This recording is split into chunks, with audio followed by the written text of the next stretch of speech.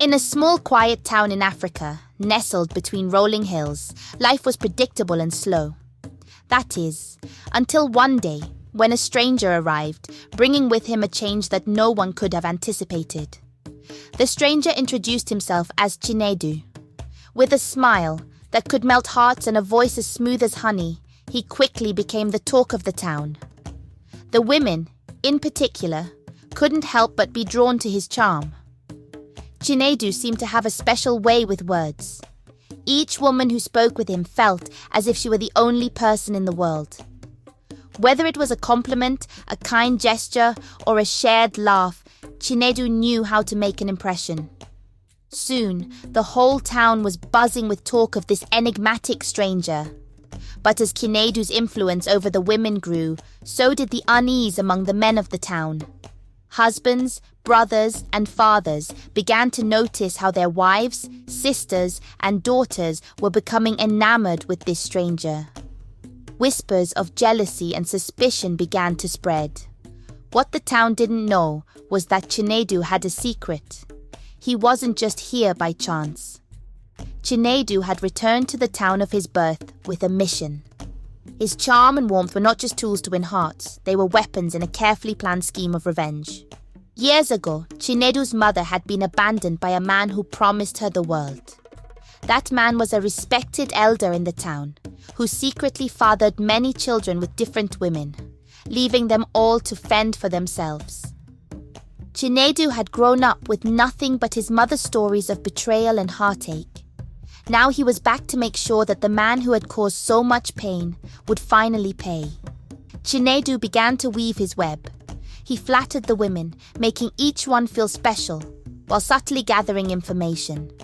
He learned about the elder's current life, his family, his secrets, and most importantly, his weaknesses. The town was unaware that beneath Chinedu's charming smile was a mind calculating every move, every word, every glance. As the months passed, the elder began to notice the change in the town. His once loyal followers seemed distracted, preoccupied with thoughts of the handsome stranger. He heard whispers, saw the way the women talked and laughed in Chinedu's presence. Fear and paranoia began to creep into the elder's mind. Finally, the day came when Chinedu decided to confront the elder. He had gathered enough information to expose the man's secrets to the entire town. At a public gathering, Chinedu stood tall and revealed the truth, that the respected elder was a liar, a cheat, and a man who had abandoned his own children. The elder tried to deny it, but the evidence was undeniable. The women who had been charmed by Chinedu now turned on the elder, demanding justice for the children he had abandoned. The town, once united, was now divided. Families were torn apart by the elder's lies.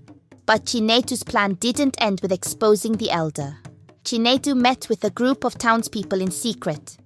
These were the ones who had suffered most under the elder's rule. Women who had been shamed, men who had lost their status, and children who had grown up in fear.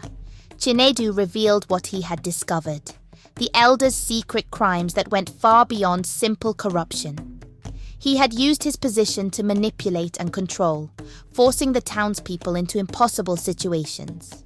The group listened in shock and horror as Chinedu laid bare the elder's true nature. But there was more.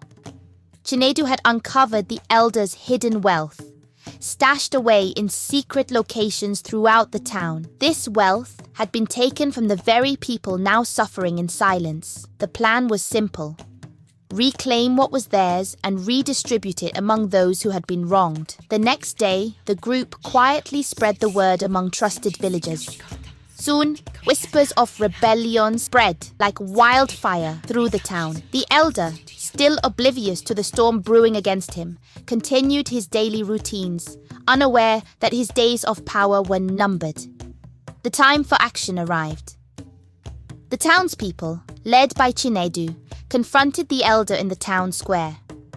The elder, surrounded by his loyal guards, sneered at the gathering crowd, still confident in his power. But Chinedu wasn't afraid. He stepped forward, holding the elder's secret ledger, a book filled with records of his corrupt dealings. The elder, realizing the danger he was in, tried to deny everything. He accused Chinedu of lying, of trying to destroy the town's unity. But the townspeople, emboldened by Chinedu's courage, began to shout back, demanding justice for all the wrongs the elder had committed. Realizing he had lost the town's support, the elder tried to flee, but it was too late. Chindu had anticipated this and had the elder's escape routes blocked. The townspeople, no longer afraid, seized the elder and dragged him to the center of the square. There, they stripped him of his fine clothes, leaving him in rags. In the middle of the square, the elder was forced to confess his crimes. He begged for mercy, but the townspeople had none to give. They sentenced him to exile, stripping him of his title, wealth, and dignity. The elder, once the most powerful man in the town, was now reduced to nothing. But Chinedu wasn't finished. As the elder was led away, Chinedu made a final statement. He revealed that the elder's downfall was not just for revenge. It was for the future of the town. He had gathered the wealth and resources stolen by the elder and would distribute them among the people, ensuring that no one would go hungry or be oppressed again.